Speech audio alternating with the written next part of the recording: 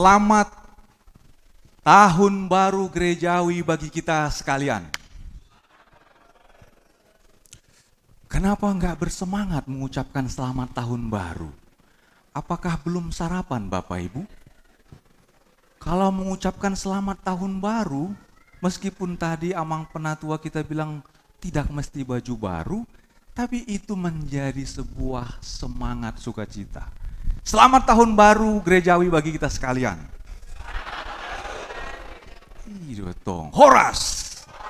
Harus semangat karena itu tandanya kita bersukacita.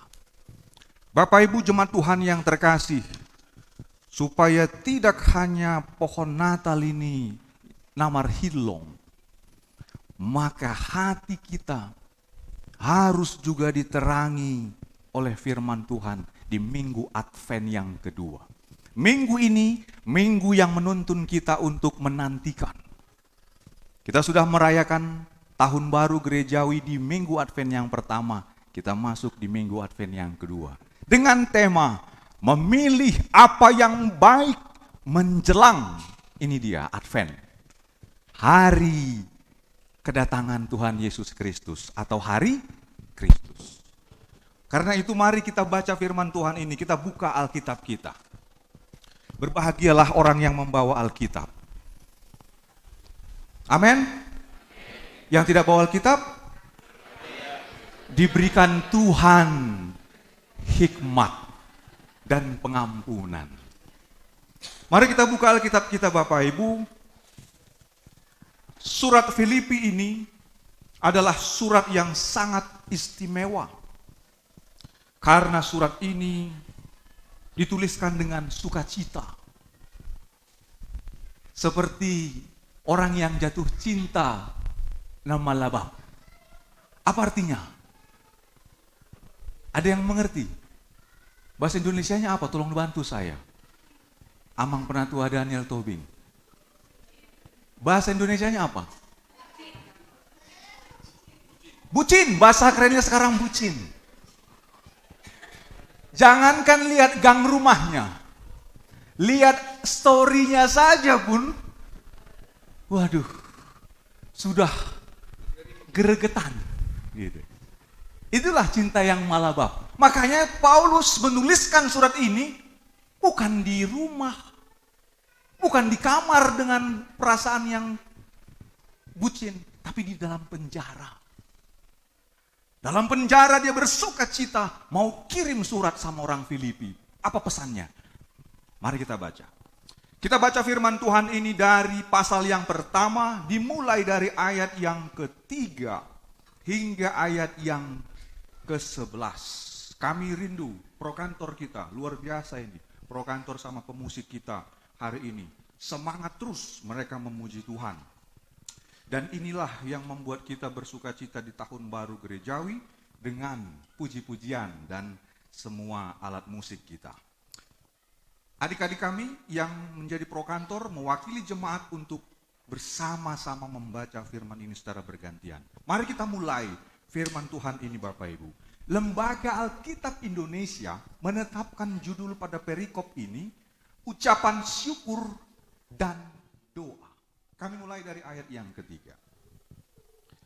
Aku mengucap syukur kepada Allahku setiap kali aku mengingat kamu. Dan setiap kali aku berdoa untuk kamu semua, aku selalu berdoa dengan sukacita. Aku mengucap syukur kepada Allahku karena persekutuanmu dalam berita Injil mulai dari hari pertama sampai sekarang ini. Akan hal ini aku yakin sepenuhnya, yaitu Ia yang memulai pekerjaan yang baik di antara kamu, akan meneruskannya sampai pada akhirnya pada hari Kristus Yesus. Memang, sudahlah sepatutnya aku berpikir demikian akan kamu semua. Sebab kamu ada di dalam hatiku. Oleh karena kamu semua turut mendapat bagian dalam kasih karunia yang diberikan kepadaku baik pada waktu aku dipenjarakan, maupun pada waktu aku membela dan meneguhkan berita Injil. Sebab Allah adalah saksiku betapa aku dengan kasih mesra Kristus Yesus merindukan kamu sekalian. Dan inilah doaku.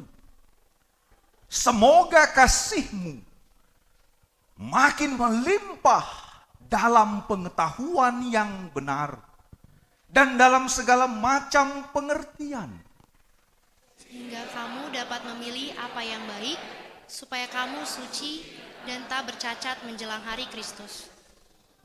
penuh dengan buah kebenaran yang dikerjakan oleh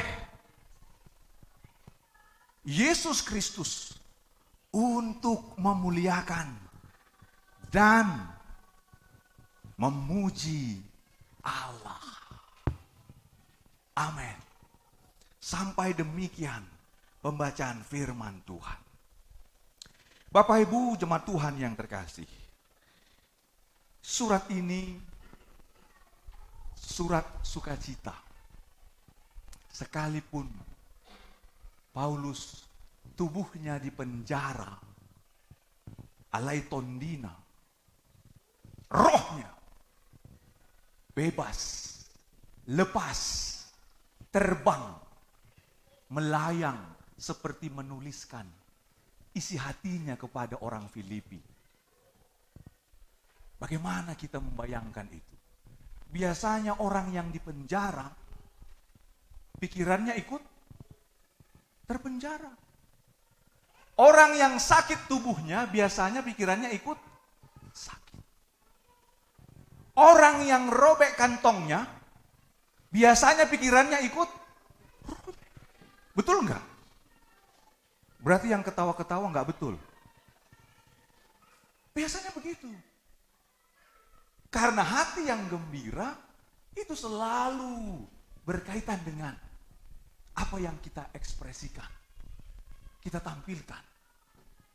Makanya habotoado, bangsa yang berbahagia dengan bangsa yang bersungut-sungut. Bangsa Israel selalu bersungut-sungut. Kenapa? Terlambat makan, terlambat dapat air. Mana yang usaha? Itu ciri-ciri manusia. Tapi ada yang unik dari Paulus ini.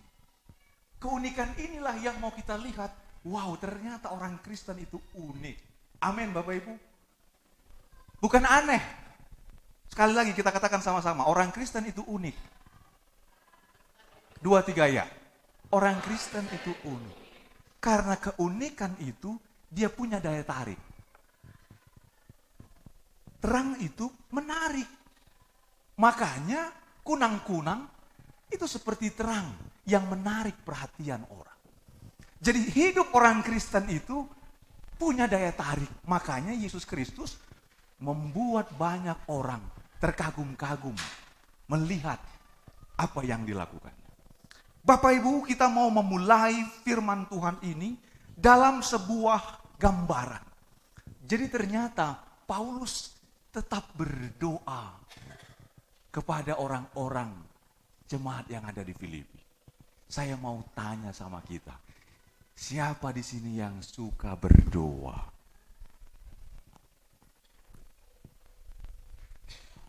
Apakah tidak ada yang angkat tangan menjadi jawaban?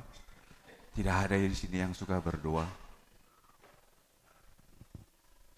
Ayo, tutup mata nggak apa-apa. Siapa di sini yang suka berdoa?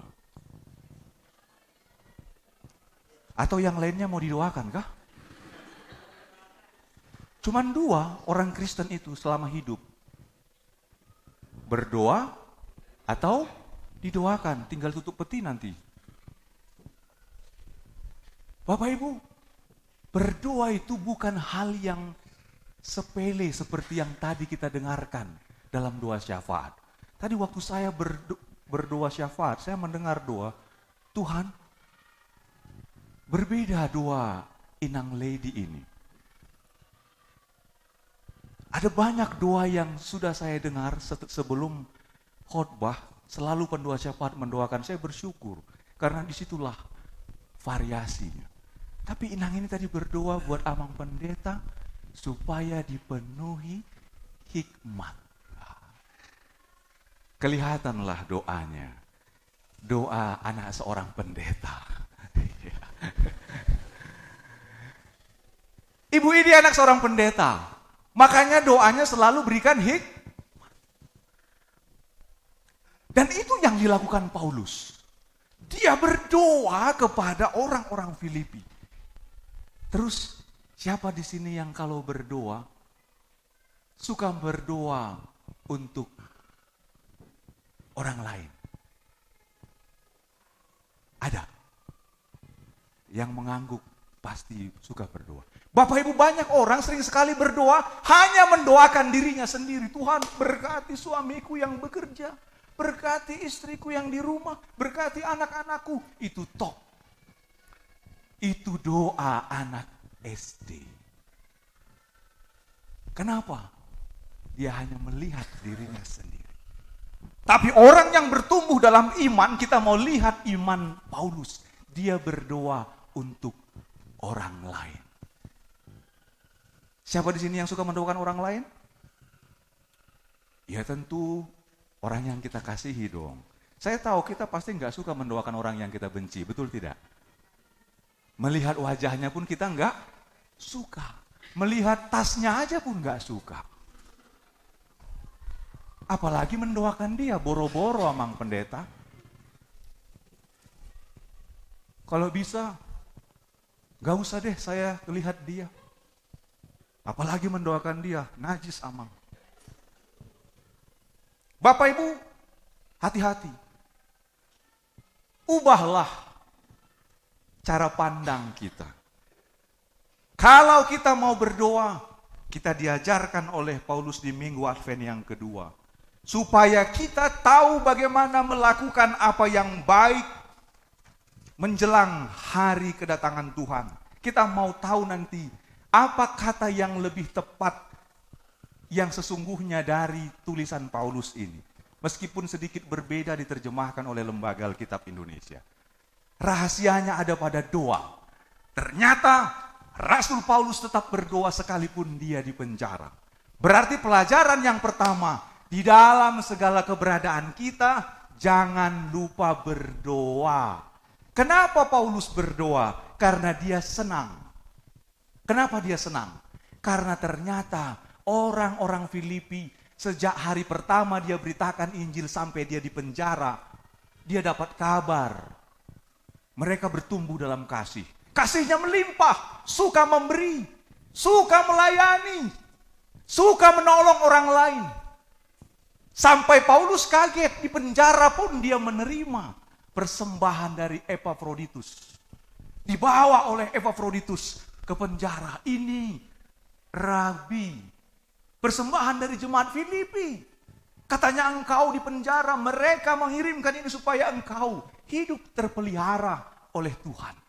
Wow, bayangkan Bapak Ibu, kalau kita di suatu tempat kita nggak punya apa-apa, ada orang yang kirimkan sesuatu, gimana perasaan kita? Wah, Tuhan, ternyata mereka melimpah kasihnya. Diingat rupanya aku. Makanya Paulus bilang, begitu ku dengar tentang engkau, aku mengingat engkau dalam doaku. Makanya Paulus juga jadi ingat mendoakan mereka. Jemaat Filipi. Bapak Ibu, enak nggak kalau kita diingat dan didoakan? Enak. Tapi Paulus begitu gembira, makanya dia bilang, aku bersuka cita dalam Allahku. Setiap kali aku mengingat engkau dalam doaku. Apa doa Paulus? Ini rahasianya. Mari kita lihat. Doa Paulus dimulai dari ayat yang ke-9. Saya mau ajak kita baca dengan tenang. Sama-sama. 2, 3, ya. Dan inilah doaku.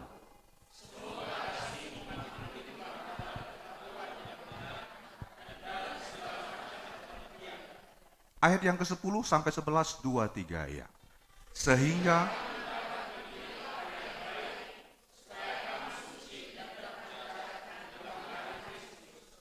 penuh dengan buah kebenaran.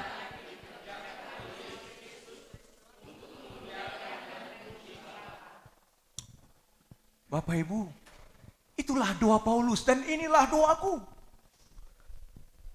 Apa doanya?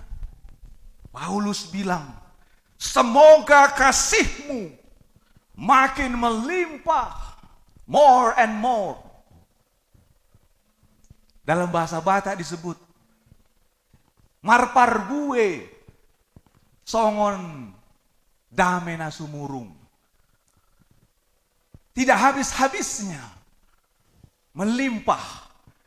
Bapak Ibu, melimpah artinya apa? Apa artinya melimpah? Ayo, melimpah artinya apa Bapak Ibu? Melimpah banyak gitu. Terus kalau Paulus bilang makin melimpah, artinya apa? Iya, makin banyak lagi. Berarti Paulus tahu bagaimana hidup jemaat Filipi. Paulus bilang makin melimpah. Berarti sebelum makin melimpah pun sudah melimpah.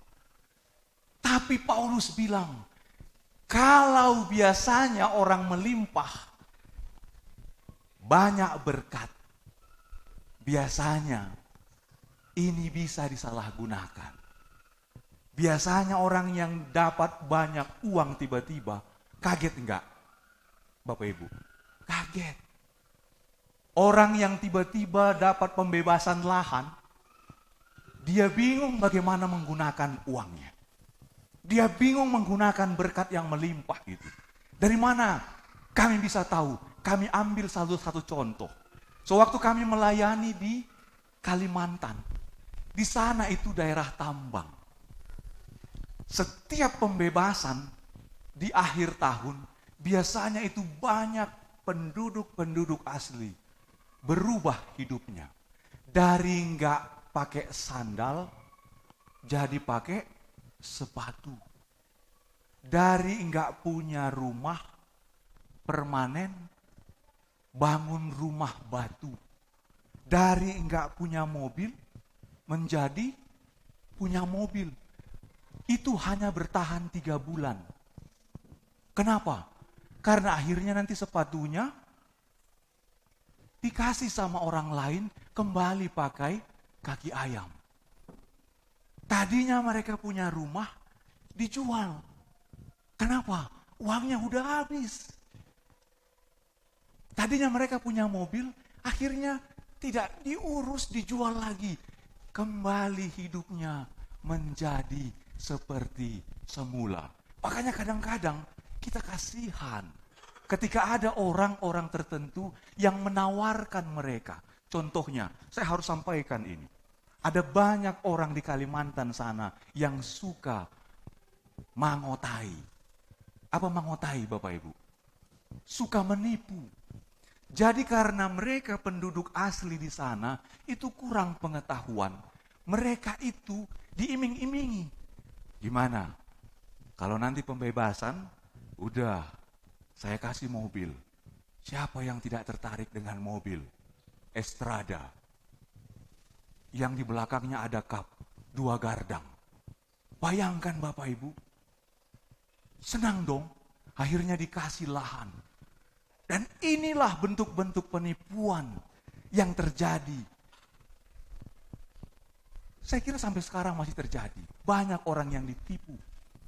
Dan ini miris sekali. Bentuk-bentuk ini terjadi bukan hanya pada zaman sekarang. Ternyata di zaman dahulu pun banyak orang yang demikian. Banyak orang berlimpah kasih karena mereka hidup di dalam kemurahan Tuhan. Tapi Paulus bilang pada ayat yang ke-9, dan inilah doaku supaya kasih-Mu makin melimpah dalam pengetahuan yang benar dan dalam segala macam pengertian. Lembaga Alkitab Indonesia menerjemahkan ini dalam pengetahuan. Ini bukan knowledge dalam terjemahan Inggrisnya. Tapi yang dimaksud di sini adalah pengetahuan rohani, hikmat. Untuk apa mereka punya pengetahuan rohani? Mari kita lihat apa yang dimaksud oleh Paulus. Pada ayat yang ke-10, sehingga kamu dapat memilih apa yang baik, supaya kamu suci dan tak bercacat menjelang hari Kristus.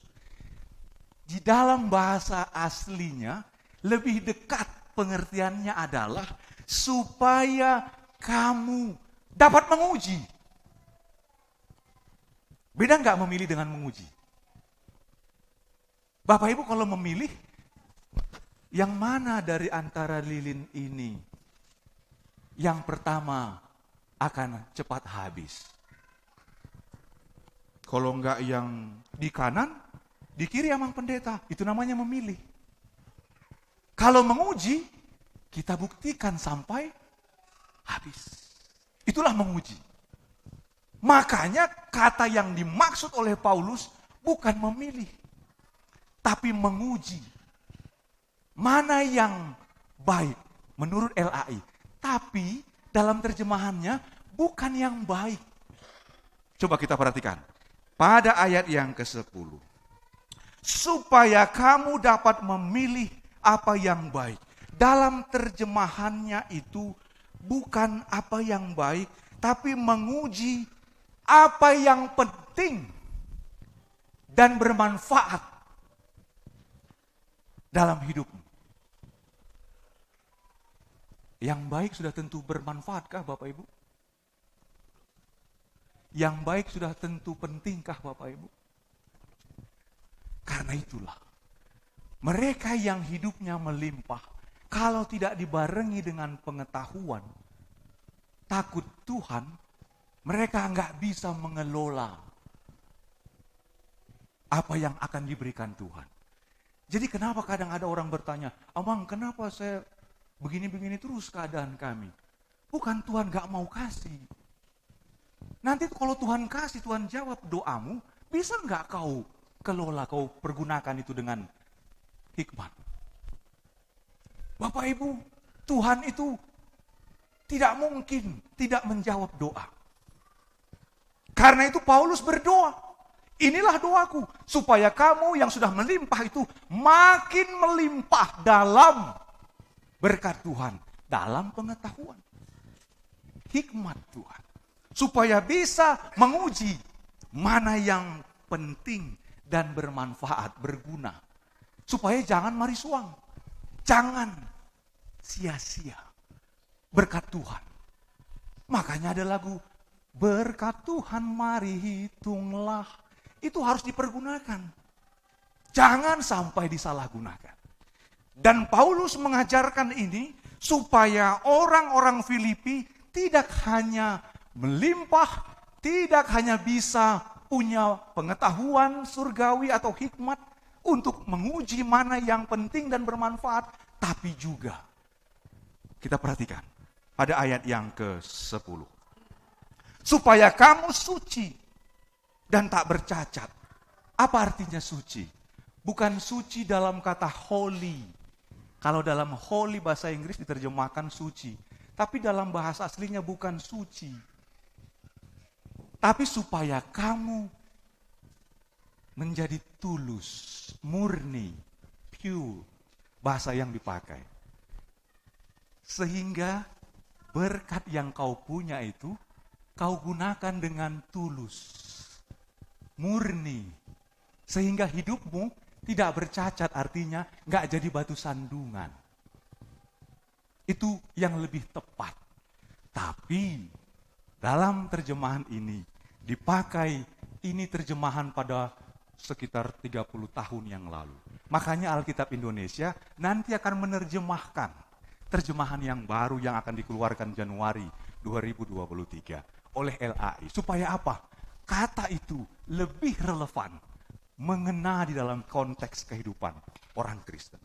Bapak Ibu, kenapa Paulus harus menyampaikan ini? Supaya kasih mereka melimpah. Mereka dapat menguji apa yang penting dan berguna, bermanfaat dalam hidup mereka. Supaya mereka jangan menjadi batu sandungan. Karena ternyata banyak jemaat Filipi, semua itu orang-orang baik. Tapi ada yang punya motivasi. Dia mau memberi supaya dia makin diberkati. Dia mau memberikan bantuan kepada orang lain, supaya dia juga makin disenangi. Dia mau melayani di gereja, supaya orang memuji dia. Itu bukan kasih yang melimpah. Itu bukan pelayanan yang melimpah. Itu menjadi cacat bercela, batu sandungan bagi umat Tuhan. Karena itu Paulus bilang, supaya kamu jangan bercacat. Diterjemahkan dalam bahasa Indonesia. Kata yang lebih pas, jangan jadi batu sandungan perbuatan kasihmu kepada orang lain. Bapak Ibu, semenjak saya merenungkan firman Tuhan ini dalam sermon wilayah, kita diingatkan bagaimana kita hidup dalam kemurahan Tuhan. Maka pantaslah tadi kita diingatkan oleh firman Tuhan dalam pujian seksi perempuan.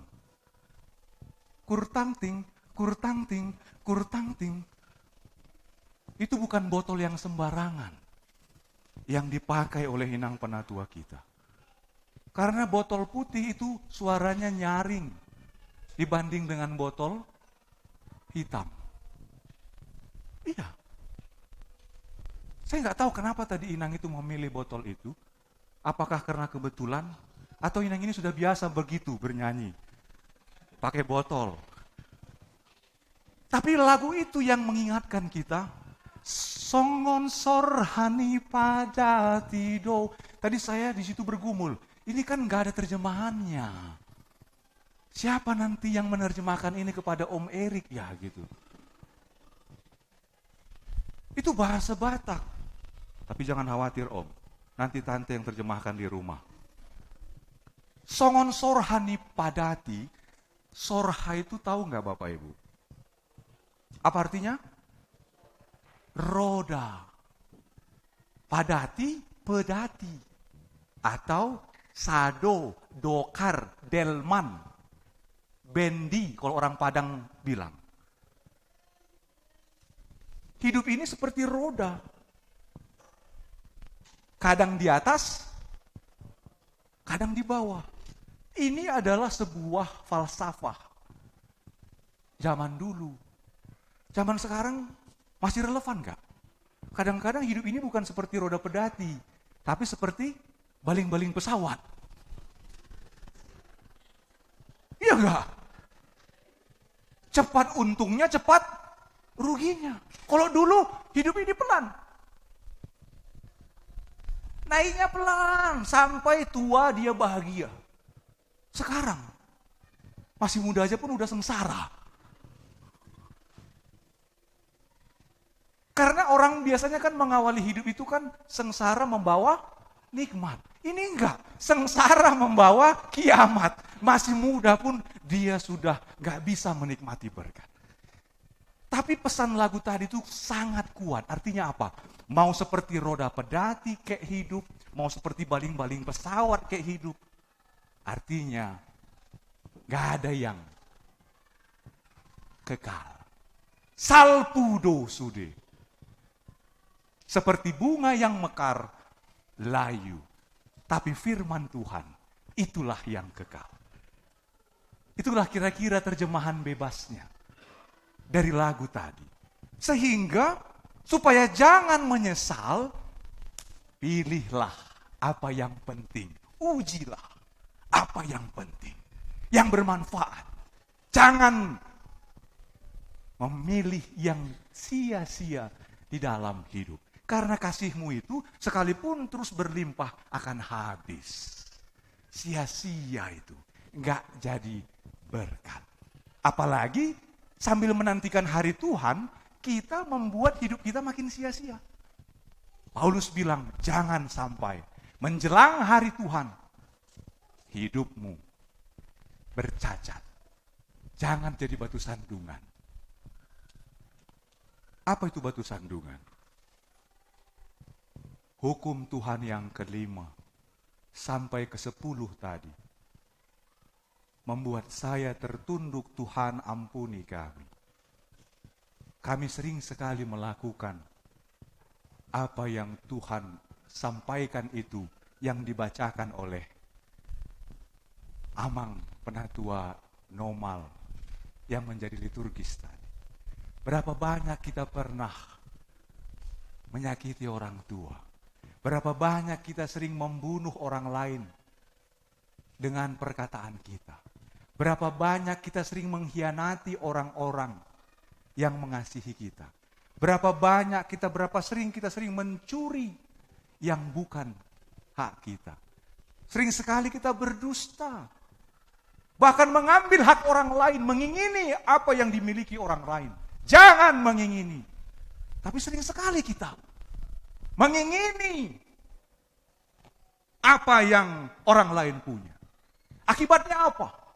Itu jadi batu sandungan. Kalau kita bilang kita sedang menantikan Tuhan, Tuhan aku menantikan Engkau di minggu Advent yang kedua ini. Tapi kasih yang kita miliki itu, kasih yang tidak dalam pengetahuan surgawi. Hati-hati.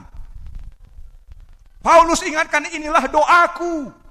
Kalau betul kamu makin melimpah, melimpahlah dalam pengetahuan, dalam hikmat Tuhan. Supaya kau tahu menguji apa yang penting, yang berguna, bermanfaat. Sehingga kau enggak bercacat. Kau enggak jadi batu sandungan dari sesamamu, dari persekutuanmu.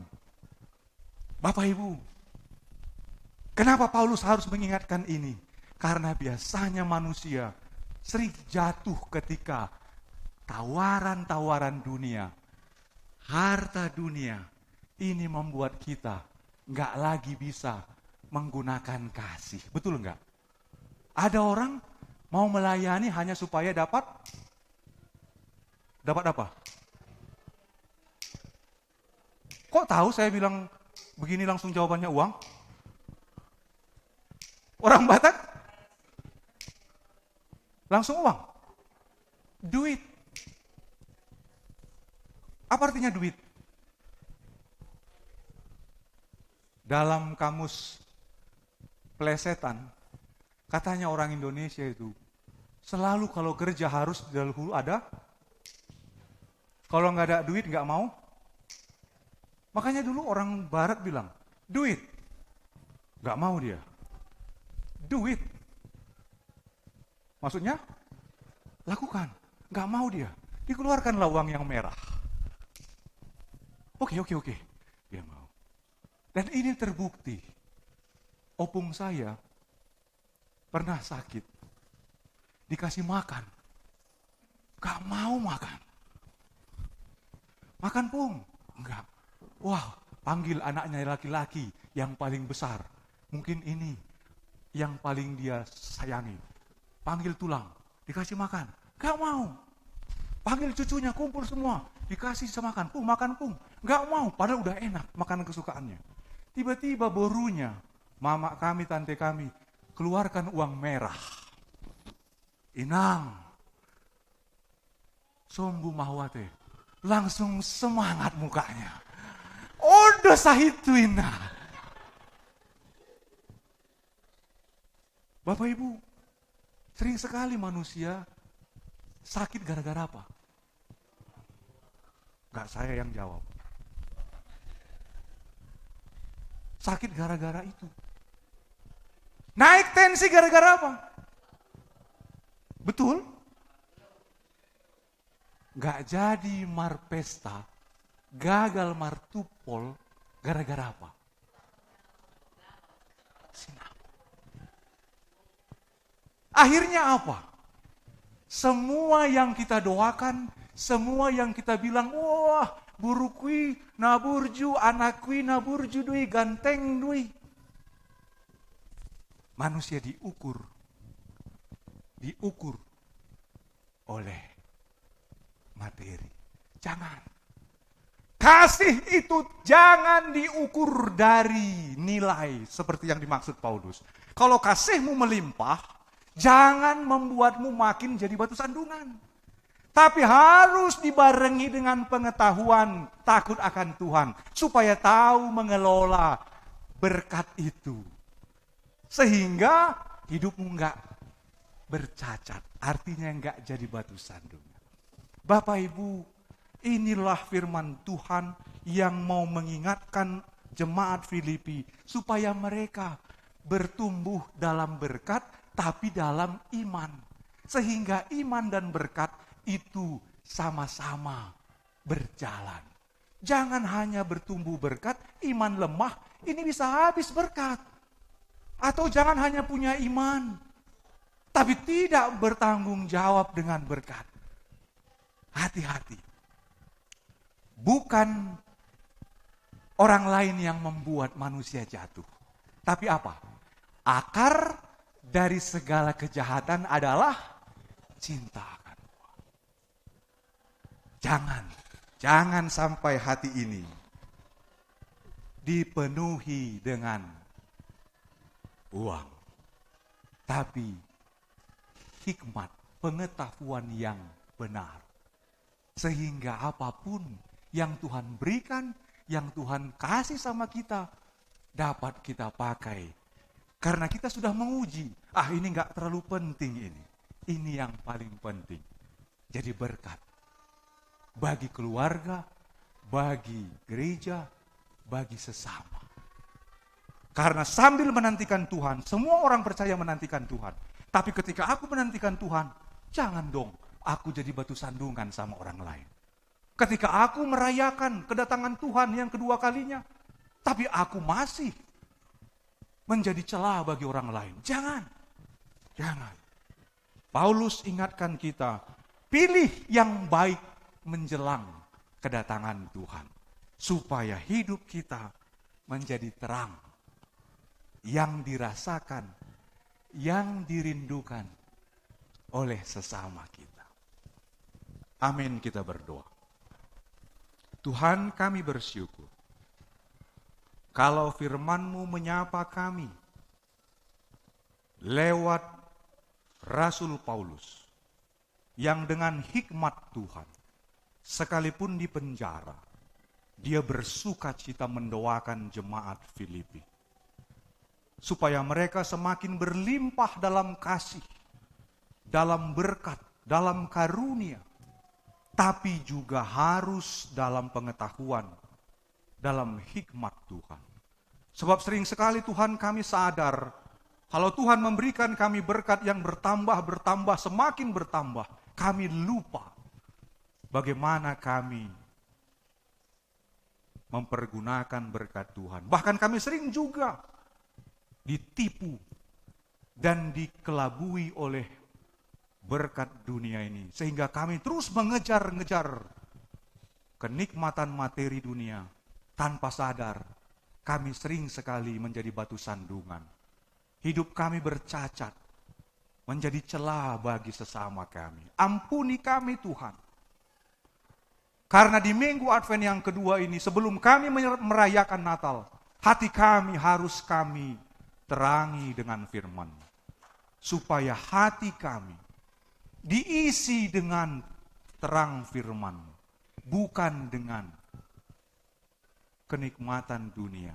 Sebab semuanya akan salpu, seperti roda pedati yang berputar di dalam dunia ini. Semuanya akan berlalu, tapi firman Tuhan tidak akan berlalu. Karena itu Tuhan, sertai kami. Seperti lilin yang sudah kami nyalakan. Itulah yang menerangi hati kami. Bukan hanya tampilan luar dalam baju kami yang kami baharui, tapi hati kami. Kami terangi dengan firman. Dan akal budi kami, pengetahuan kami. Kami terangi dengan hikmat, dengan firman Tuhan. Supaya kami dapat memilih apa yang penting. Menguji semua itu benar-benar untuk memuliakan Tuhan atau menjadi batu sandungan bagi sesama kami. Karena itu Tuhan, Engkau yang membimbing dan mengajari seluruh kehidupan jemaat-Mu dimanapun berada. Supaya kami siap menyambut minggu Advent yang ketiga dan merayakan Natal. Karena itu Tuhan, dengan penuh sukacita juga kami di minggu Advent yang kedua ini, kami ingat dan mendoakan jemaatmu. Ibu Nova, Francisca Situmeang, Bapak Charlie Jonathan Filipus Manalu, Bapak Penatua Rudi Syahrir Siburian, Anak Tuhan Gefariel Axel Sitohang, Ibu Penatua Leni Manulang, Saudari Treva Veronica Manalu, Ibu Desilia Boru Panggabean, Ibu Elizabeth Boru Simanjuntak, Saudara Samuel Christian Nenggolan, dan Saudari Esther Vera Fati Sitorus. Tuhan, di dalam pertambahan umur mereka, Engkau selalu menambahkan kasih yang melimpah. Maka biarlah Tuhan, seiring dengan pertambahan umur, hikmat Tuhan juga terus bertumbuh di dalam hidup mereka, sehingga mereka dapat bersyukur dan dapat melakukan apa yang baik, yang penting dan berguna dalam hidup mereka, karena Tuhan yang memberkati dan memelihara kehidupan mereka. Berkati setiap sekolah, setiap studi, perkuliahan, pekerjaan, maupun tanggung jawab dari jemaatmu yang berulang tahun, sehingga mereka bersuka cita di dalam setiap kebaikan Tuhan. Kami bersyukur juga Tuhan untuk keluarga jemaatmu, Bapak John Parsaulian Manulang dengan Ibu Melati Pusparagam Silaban. Tuhan, di dalam ulang tahun pernikahan mereka, mereka mengulang peristiwa di mana Tuhan sudah mempersatukan mereka. Maka biarlah mereka pun terus bertambah, berlimpah dalam kasih-Mu dan dalam pengetahuan yang benar merawat rumah tangga, yang memancarkan sinar kemuliaan-Mu di tengah hidup mereka sebagai keluarga, jemaat, dan di masyarakat dimanapun mereka berada, menantikan Tuhan di dalam hidup yang tulus murni dan tidak bercela. Tuhan, kami tahu hanya Engkau yang menjadi tumpuan kasih kami. Maka Tuhan, sempurnakanlah doa kami ini yang kami sampaikan hanya melalui nama Tuhan Yesus Kristus, Juru Selamat kami yang hidup. Amin. Jemaat Tuhan yang terkasih,